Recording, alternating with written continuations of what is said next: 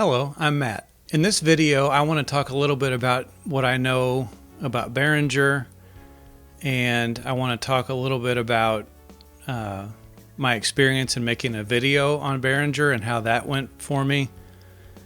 And then I want to raise a question about Behringer, and I'd really like to get some other people's opinions or input on this because I'm not really sure.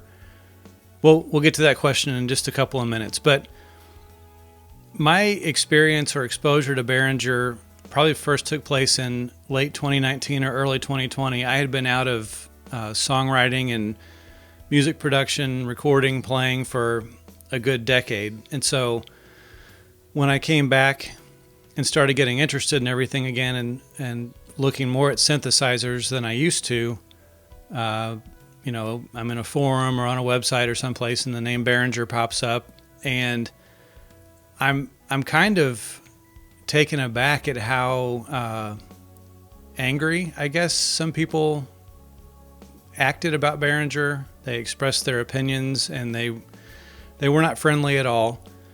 And I'm not telling you guys anything you don't know. You see this and hear this all the time as well.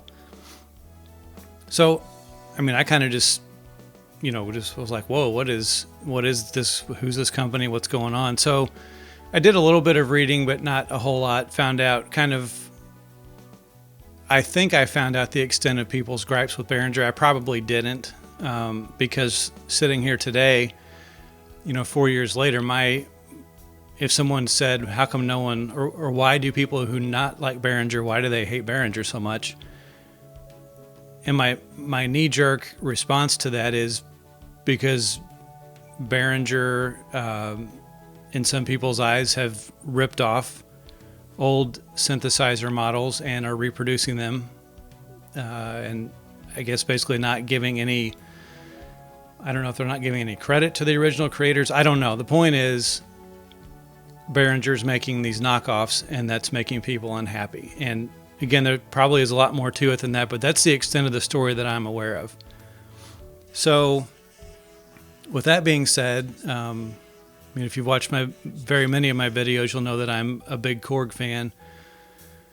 So a lot of the things that I bought over the last few years have been Korg, or I have 3 or 4 Arturia things over time. I've got 2 of them in the studio right now. I just bought a Hydrosynth recently. So there's enough things out there for me to find and to buy without needing to dip my toe into the Behringer water. But when the Pro 800 was announced late in 22, I guess, which is their module version of a Prophet 600, I thought, well, that's kind of interesting, because I had actually played a Prophet 600 several times over the course of the year in 22, because we were doing some repairs on one. And that was the first time a Behringer product actually kind of tempted me. I thought, well, this might be worth picking up, especially for what I thought the price was going to be at the time. And for some reason, I don't know what really possessed me to do it, but I made a video. First time I talked about Behringer at all. I made a video on what my biggest gripe was with the Pro 800. And bear in mind, the thing wasn't even out yet. It had just been announced or pre-order or something. I don't remember even at this time. But I made a joke about how the 8 in the Prophet 800 logo was upside down. Now, I understand that it's part of the font set. They're using the same font that Sequential Circuits used for their Prophet branding. So I totally get it. The video was completely made in jest and fun, and I'm going to tell you, it got quite a reaction. To date, it is by far my most viewed video. It might be at 19,000 now, which I know a lot of channels get that many views per hour. It's taken me 14 months to get 18,000 views on a video. But the point is, that was the first time that some of the Behringer protesters funneled some of that that hate my way. I got some comments that I ended up having to just delete because they were just completely irrational. Like, I had one guy who was basically telling me how stupid I was and insulting the t-shirt I was wearing. I mean, it was just so out of left field. And so, I mean, there are some negative comments up there, but there were a couple that came in that I thought we don't need this on the channel, so I got rid of those. But the point is, Behringer has been very polarizing over the years. So that was my experience with making a Behringer video and the fallout of that. But over the last 2 weeks, something has been in my mind. This question's been on my mind, and I would like to ask it here. And I understand that I'm probably going to get blown up for this. I might lose subscribers over this, but I don't. And maybe it's because I don't completely understand the beef that people have with Behringer. So I'm going to say that up front. It could very well be my lack of understanding. But the thing that is puzzling me at the moment is, if you have Behringer, let's say they've made, we'll just use the Pro 800 for example. So they've made a Profit 600 knockoff, rebrand, rip-off, whatever you want to call it. They've made that, they're selling it, and it's a piece of hardware.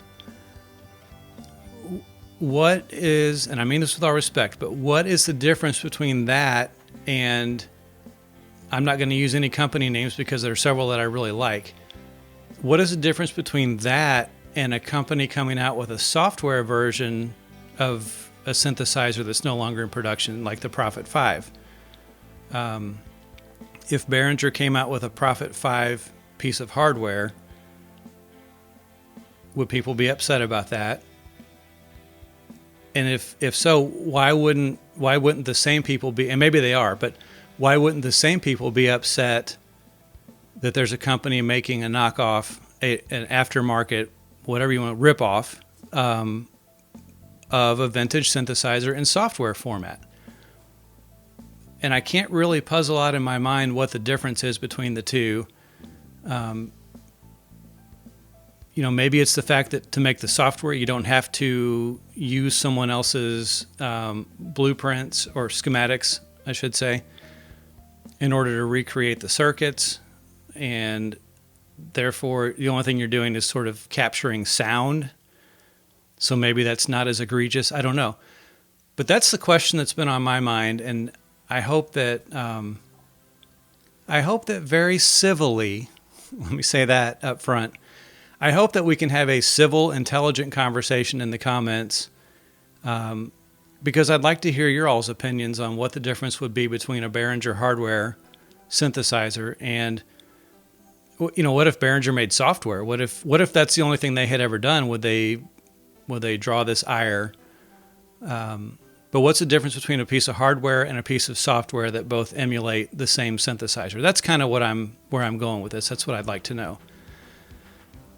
So anyway, that was a long talk. If you've stuck around to this point, congratulations and thank you. I'd love to hear your thoughts and your comments on this topic. Leave them below. If you like this video, I'd love a thumbs up. I know that my Behringer Pro 800 video that I referenced earlier is way under 50% on the likes. People don't like that video. So I'll put a link in the description, so if you want to go check it out, feel free. Again, I was just doing something in fun, and that was kind of my first taste of, wow, there's some, this place can be a little harsh sometimes. I mean, as nice as the synthesizer community on YouTube typically is, occasionally you can step on toes, and I might be stepping on toes with this video. I guess we'll find out. So anyway, I appreciate your time. I, again, would value your input.